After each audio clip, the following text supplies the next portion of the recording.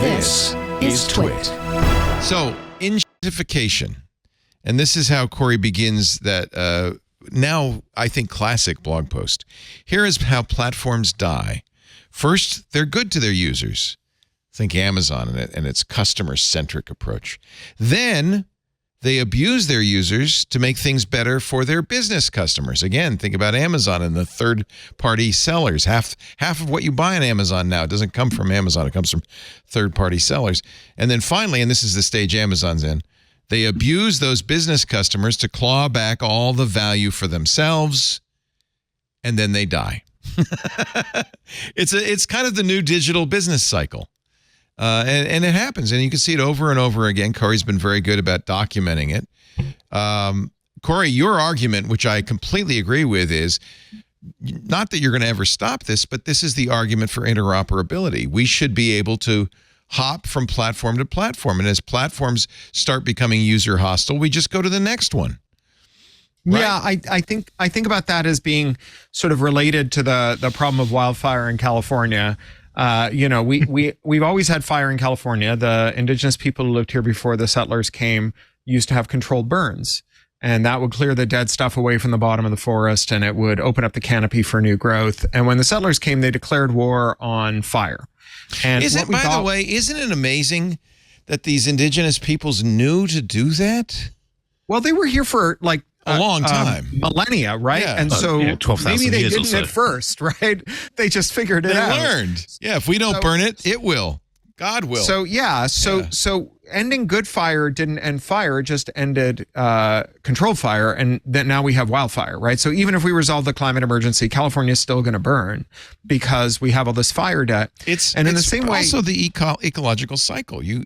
It's part of how it works. Yeah, there's a whole bunch of plants that only reproduce by creating fire, and then their seed pods open in the fire and stuff. But the same thing used to be true of tech, right? It used to be prior to the Carter era especially, but then slowly less and less in the years afterwards, that companies weren't really allowed to buy their competitors or merge with their competitors. They weren't allowed to sell goods below cost in order to prevent other firms from entering their markets. Those were all just generally prohibited. There were exceptions around the margins, but that was the way things worked. And so it meant that when no one at Cray could figure out how to make a good computer anymore, that was the end of Cray. And it meant that, when IBM monopolized its market, it was taken to court for 12 years and eventually had to do things like make PCs out of commodity components and unbundle the OS and get a third-party company called Microsoft to make its OS. And so we used to have companies that rose and fall, right? We used to have good fire. And it meant that users could be protected because it was very easy to escape a platform.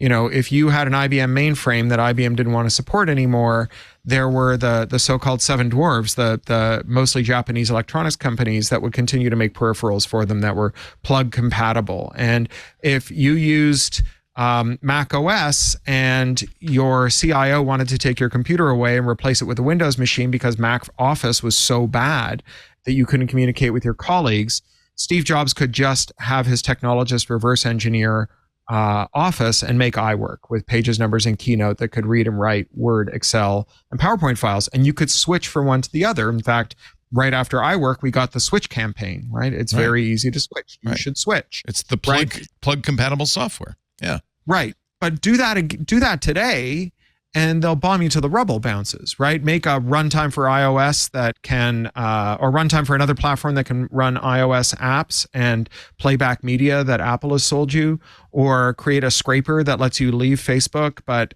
fetch the messages that are showing up in your inbox and OG. Put them in your Mastodon inbox, or your OG inbox, or create OG app.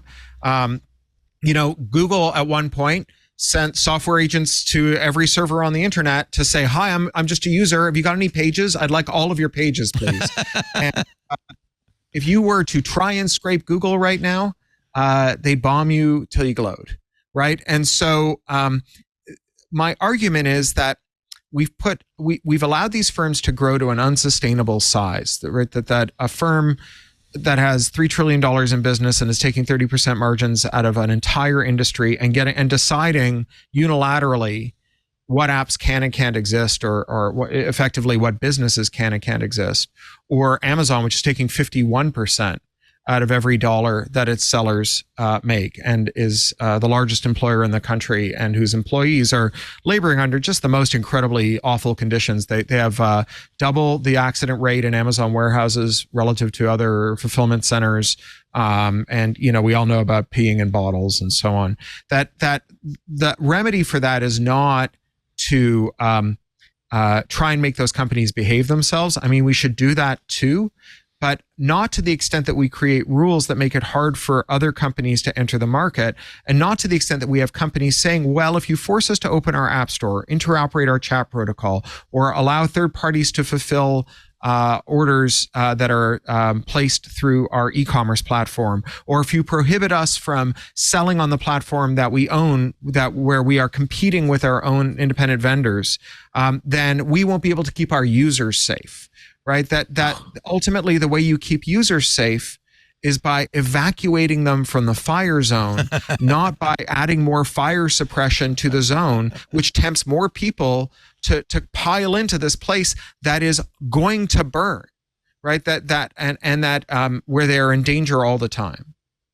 I mean, correct me if I'm wrong, but didn't Facebook get a big advantage when they created a tool to allow people from MySpace to transface straightforward over with all their contacts? If you actually pitch that to Meta now, they would sue you into oblivion. Well, it's what they did to a company called Power Ventures. They destroyed them for making an interoperable multi-platform inbox for Facebook, LinkedIn, and a bunch of other platforms, Twitter, and so on. Some of which used APIs and some of which used scraping. And every pirate dreams of being an admiral, and their pitch is always the same. When we did this to those other companies, that was progress, but when new companies do it to us, that's piracy.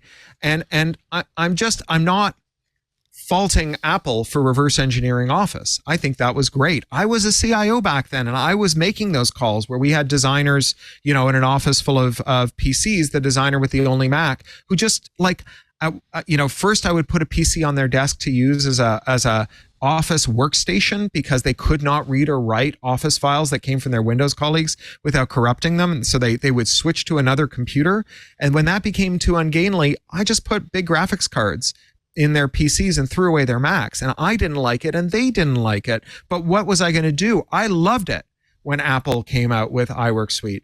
And I just wish they'd share, right? I loved it when Google came up with a great way of indexing the web. I just wish they'd share. Yeah. But you said we don't need regulation, but it does argue for good antitrust regulation, doesn't it? Yeah. So we need antitrust. We do need interoperability mandates. We need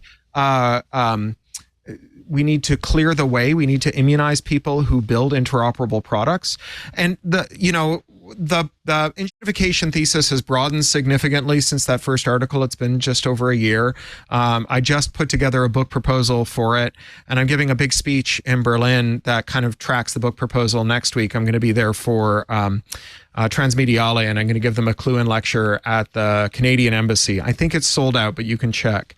Will it be streamed? It probably won't be streamed. They're going to record it, though. Is this the Marshall McLuhan lecture? Are you doing the Marshall? Yeah. At the Cory. Wow. Very cool. That's high praise. Holy cow. It's going to be cool. I mean, as a Canadian, that's about as good as it gets, for sure. Yes. That's yeah. But I in the speech, I lay out this idea that there are 4 forces that keep companies from enshittifying. That one of them is this fear of self-help, right? The fear that a user will type into a search engine, how do I get my data out of here? How do I block these ads? How do I stop recommendations? How do I turn off this anti-feature? How do I jailbreak my printer to put in third-party ink? Because at that point, your revenue from that user falls to 0, right? So that's one thing that firms fear. And the broad prohibition against reverse engineering and this kind of adversarial interoperability has killed that constraint. But there are other constraints. So one of them is competition, right? Companies that fear that you will go to a rival are companies that will probably treat you better on average. And if they don't, you can always go to that rival. Now, when firms are allowed to buy all their competitors, Google being a company that has only made one really successful product in-house, a 25-year-old search engine, and then virtually everything else successful. Well, very, right? But then everything not else so much they've made these days, but yeah. That's better, it's enough. Anymore, right? Yeah. And Oh, man. everything else they've made in-house has failed, almost without exception. Yeah. And everything they have that works, their video platform, mobile, ad tech, server management, docs, collaboration, maps, satellite photos. They're other people's ideas that they bought and operationalized. And as an ops guy, I mean, I'm not saying operations is nothing, but they're not Willy Wonka's idea factory. They're like Rich Uncle Pennybags and his room full of janitors, right? I had a Google With that I had a first Google idea. PR because we refer to them as a chocolate factory because they came up with so many interesting innovations. And I had a Google PR say, if we could get you to drop the chocolate factory thing, we would be. I have a directorship by now. But you're right. I mean, other than search, everything else has been bought in, and it's the same with Meta. It's the same to an extent with other tech companies as well. It reminds me, though, of Larry Lessig, who for a long time was really fighting against, like you, Cory, against copy protection back in the day, DRM, and realized ultimately that what's happened, and I think this is really true in this case, what's happened is these companies have become so powerful and, more importantly, so rich, and our government is so based on money that they are effectively impregnable. They can't be beaten because they become so powerful. They have so much money. They can buy Congress. They can buy the presidency. They can buy the Supreme Court. And so it's so hard for us to turn it around at this point. But it's not just how much money they have. It's how few companies are in the sector. Because if you remember the Napster wars when Larry was doing his thing, the tech industry was 10 times larger than the entertainment industry, but they got their ass kicked because they were 100 squabbling companies. Right now, they're a cartel of 5 companies. Whereas before, the music and Hollywood studios firms were 7 companies, right? They found it very easy to agree on what they were going to say to Congress. Tech was never on message, right? They were always stabbing each other in the back. Cartels are a necessary precondition for regulatory capture, which is how you get this environment today where privacy, labor, and consumer rights can be violated with impunity provided you do it with an app. And self-help measures can be destroyed because you can not only, when you capture your regulators, stop from being regulated, but you can also regulate your competitors, right? You can stop new market entrants from entering by having regulations that prevent them from doing these things. So what Larry concluded was, well, the only solution is to any of these problems is to get money out of politics. Money out of politics. Sure. He ran for president briefly on the premise that I'm going to choose a really good vice president. I'm going to get into office, and this is the only way I can get money out of politics because, of course, all the incumbents are living off of the trough. They're not going to abandon the trough. So I'm going to get in. I'm going to be president. I'm going to get campaign reform, finance reform by executive order. Then I'll resign because I don't want to do the rest of it. Day one. That was his promise. It was a great stunt. A little chaotic, but quixotic. The first 3 forces that regulate companies: competition, regulation, and self-help, have all been paid to by the elimination of antitrust and the permission for firms to grow through acquisition and predatory pricing. And then the 4th thing that always protected us was workers. Because although tech workers have never been unionized in great numbers, they were in great demand. In fact, that's why they never saw the need to unionize, because they had so much worker power just per se. They already had collective bargaining. I won't do it, I'll quit. Yeah. And so for a long time, you had these workers who were vulnerable to exploitation because they saw themselves as like fulfilling a holy mission. That's why Don't Be Evil and all those other corporate mottos mattered, because that the workers took them seriously, and they would be, extremely hardcore, as Musk puts it, or Fobazi Ettar calls it vocational awe, when you take your job seriously and you care about it. And so you let yourself be talked into, missing kids' birthday parties and your doctor's appointments and like your fertility window and whatever. And as a result, when their bosses said, hey, this thing that you worked so hard on, we demand that you it, they would say no, and you're going to have to fire me because I'm not going to do it. And I know I can get a job across the street from someone who won't make me destroy the thing that I gave up my heart and soul to do. Now, that worked for a long time, which is one of the reasons that I think all those other constraints falling away was not felt as sharply. But as firms have become more concentrated, they've also become more able to dictate terms to their workforce. So last year, Google fired 12,000 employees, just months after they did a stock buyback that would have paid their salaries for 27 years.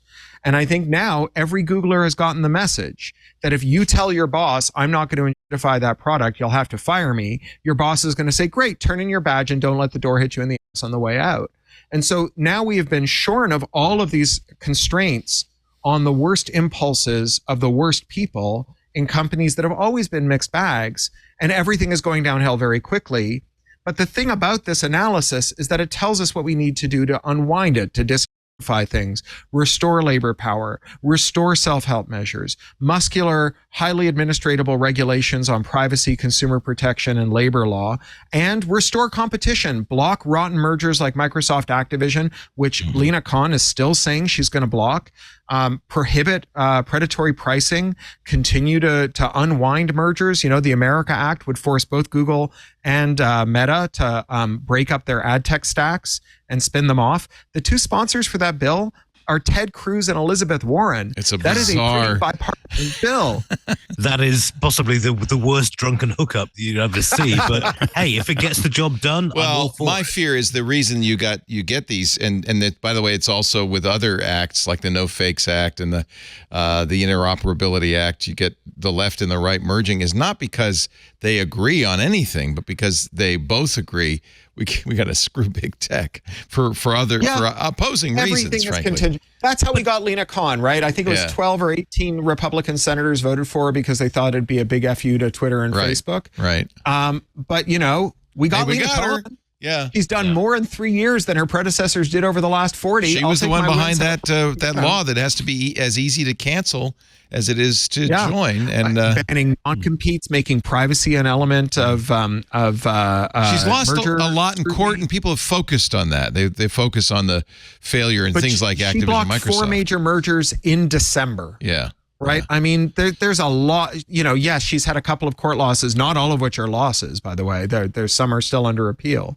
And, you know, I think that like the argument that the reason the Wall Street Journal ran 80 editorials in 3 years about Lena Khan saying that she was useless and not getting anything done is pretty thin. Like Rupert Murdoch did not pay his staff to write 80. Yeah, if you're doing nothing, Rupert Murdoch does not pay his staff to write 80 editorials about how useless you are. Well, no, but this is it. It's not just the amount of stuff that's been blocked. It's the amount of takeovers that have now been withdrawn because they're now seeing there's a chilling effect. They're getting more muscular about this. That's right. And damn right, you know, good on them. Yeah. Hey, thank you for watching this little snippet from our big show, the News Roundtable, This Week in Tech. I'm Leo Laporte. Each week we cover the week's tech news, in-depth analysis, but it's also fun and engaging. You'll find it at twit.tv along with all of our shows. And if you want more, just hit the subscribe button, and we'll be sure to bring you a lot more great content. Thanks for listening.